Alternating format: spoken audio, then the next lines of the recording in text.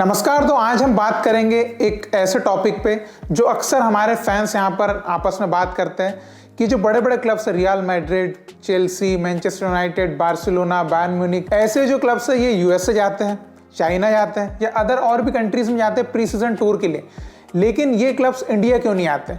और मैं इसलिए ये बात भी कर रहा हूँ क्योंकि हाल ही में अभी एक ऐसी खबर आई थी कि मैनचेस्टर यूनाइटेड जो है वो इच्छा जता रहा है कि वो भारत में आकर प्री सीजन करना चाहता है। तो अभी तक कोई क्लब क्यों नहीं आया या क्यों नहीं आ रहे हैं या फ्यूचर में कितना टाइम लग सकता है, इसके ऊपर हम थोड़ी सी बात करेंगे। तो अगर हम पिछले 10 से 15 साल का आंकड़ा देखते हैं कि क्या कोई बाहर के जो क्लब्स हैं, बड़े क्लब्स, क्या वो भारत आए यहाँ पर प्री सीजन टूर के हिसाब से या ट्रेनिंग के हिसाब से, तो हाँ 3 क्लब्स आए हैं। बायर्न म्यूनिख आया था जिन्होंने फेयरवेल मैच जो बाइचुंग भूटिया का था उसमें यहाँ पर खेला था। देन 2014 में जर्मन क्लब होफेनहेम जो है वो यहाँ पर आया था मिजोरम में, लेकिन वो यहाँ पर ट्रेनिंग के हिसाब से आए थे, उन्होंने कोई बहुत बड़ी टीम के अगेंस्ट यहाँ पर मैच नहीं खेला था। देन 2018 में जिरोना एफसी आया था यहाँ पर एक टूर्नामेंट खेलने के लिए, जो कि पहली ला लीगा की टीम थी जो कि इंडियन सॉइल पे आई थी और यहाँ पर कोई टूर्नामेंट मैच उन्होंने खेला। तभी पिछले कुछ सालों में अगर देखा जाए तो ये 3 ही जो विदेशी क्लब्स यहाँ पर खेलने आए हैं, जिनमें बायर्न म्यूनिख ने यहाँ पर खेलने के बाद एक बात बोली थी कि अभी हम हमारा जो फोकस है वो चाइनीज और यूएसए के मार्केट पर करना चाहते हैं। मतलब ऐसा उन्होंने उस टाइम पे कहा था। अभी मे भी उनकी सोच बदल चुकी होगी,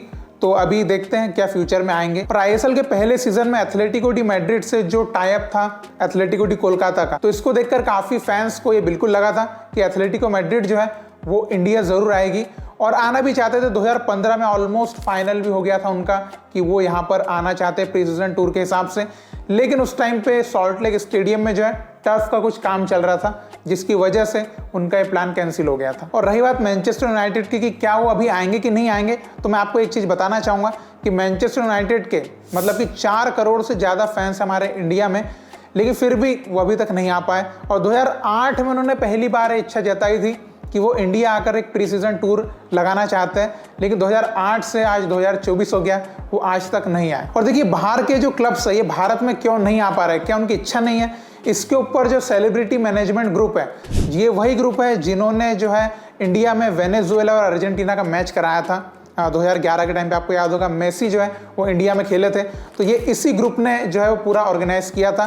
तो इनके जो डायरेक्टर है उन्होंने कुछ बातें बोली है कि क्यों भारत में जो बाहर के बड़े क्लब्स हैं वो प्री सीजन टूर के लिए नहीं आ पा रहे हैं। और ये सारी बातें उन्होंने 2016 में बोली थी, तो काफी टाइम हो चुका है। तो उन्होंने सबसे पहली बात ये बोली थी कि इंडिया का मार्केट अभी इन चीजों के लिए रेडी ही नहीं है। हर साल उन्होंने बताया कि उनको 5 से 7 ऑफर आते हैं बड़े क्लब्स के कि वो इंडिया आकर टूर करना चाहते हैं, लेकिन जो वो चीज़ों को ऑर्गेनाइज करने में पैसा लगने वाला है वो रिकवर ही नहीं हो पाएगा, इसके लिए हम उसके लिए एग्री नहीं कर पाते। और उन्होंने कुछ फाइनेंशियल आंकड़े भी बताए कि अगर एक टॉप यूरोपियन क्लब को इंडिया लेकर अगर आना है तो उसमें लगभग 26 करोड़ से ज़्यादा पैसे लगेंगे। और ये बात उन्होंने 2016 में बोली थी, तो अभी तो मार्केट रेट और ज़्यादा बढ़ चुके होंगे। तो उन्होंने यही कहा था कि 10 से 12 साल लगेंगे हमारे मार्केट को वहाँ पर पहुँचने में कि हम इतना पैसा लगाने के बाद रिकवर कर पाएँ। और क्यों उन्होंने पैसा रिकवर नहीं हो पाएगा ये बात बोली थी, क्योंकि चाइना में जब एक बार मैनचेस्टर डर्बी खेली गई थी तो उसमें जो टिकट प्राइस थे वो 4,000 से लेके 50,000 थे। तो आपको क्या लगता है कि इतने प्राइस की टिकट लेके हमारे फैंस मैचेस देखने जाएंगे?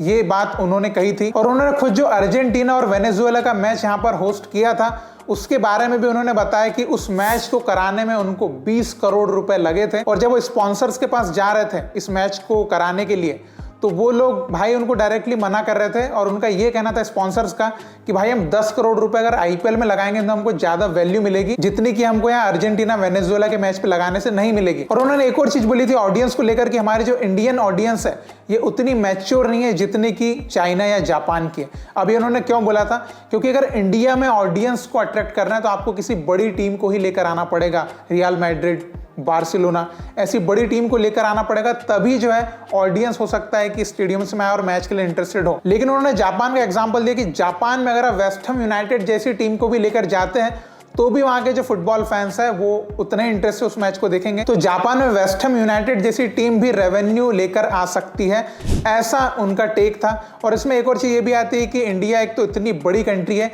कि फैंस का पहुंचना भी थोड़ा मुश्किल हो जाता है। मान लीजिए कोलकाता में मैच है तो केरला से किसी फैन को ट्रैवल करना हो तो बहुत दूर है, कॉस्ट भी लगेगा। तो ये भी एक चीज़ है, जापान छोटी कंट्री है, वहाँ पे पहुँचना भी ईजी है। तो ये चीज़ें भी एक डिफरेंस क्रिएट कर रही है। तो मैंने आपको बताया कि क्यों यूरोप के जो बड़े दिग्गज क्लब हैं इंडिया में आकर प्री सीजन टूर नहीं कर रहे हैं और इस पर जो खुलासे वो सेलिब्रिटी मैनेजमेंट ग्रुप के डायरेक्टर ने खुद किए थे 2016 में। तो आई होप कि ये सिनेरियोज धीरे धीरे चेंज हो, क्योंकि अभी ऐसा लग भी रहा है कि फुटबॉल की ऑडियंस धीरे धीरे बढ़ भी रही है। और अगर कोई बड़ा क्लब आता है यहाँ या कोई भी क्लब आता है, क्योंकि अभी हमारे इंडियन फुटबॉल ऑडियंस ऐसी हो चुकी है कि हम हमारे क्लब्स को यूरोपियन टीम्स के अगेंस्ट जो है वो कॉम्पीट करते हुए देखना चाहते हैं। तो अभी मुझे लगता है कि हमारी ऑडियंस जो 2016 में थी उससे काफी मैच्योर हो चुकी है। अभी आप देख सकते हैं कि इंडियन फुटबॉल टीम के मैचेस देखने के लिए भी काफी ऑडियंस जो है वो आ जाती है। तो इसके ऊपर आपके क्या टेक है, जो भी आप कहना चाहें आप जरूर बता सकते हैं। और क्या आप भी चाहते हैं कि हमारे इंडिया में बाहर के क्लब्स ने प्री सीजन टूर करना चाहिए, जैसे कि यूएसए में होते हैं, चाइना में होते हैं, जापान में, ऑस्ट्रेलिया में होते हैं, और आप किन क्लब्स को देखना चाहेंगे ये आप जरूर कमेंट में लिख के बताइएगा। और इसी तरह आप इंडियन फुटबॉल को सपोर्ट करते रहिए। बहुत बहुत शुक्रिया वीडियो देखने के लिए। जय हिंद, जय भारत।